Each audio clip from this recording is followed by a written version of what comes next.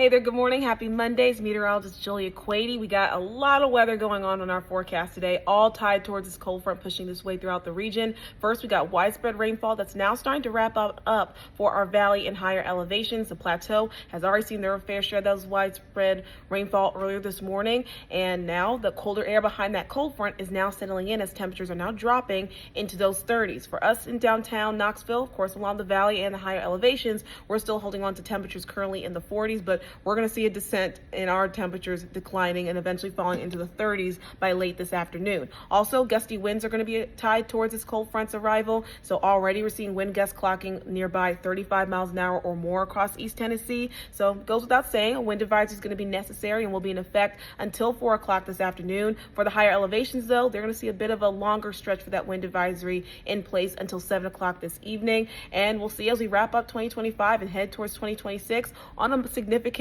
colder note. Temperatures starting off daily into the 20s. Wind chills will be a bit of a factor ahead for us tomorrow. And then looking ahead towards this upcoming weekend, the first weekend of 2026, milder conditions look to return with temperatures into the lower 50s. Have a great day.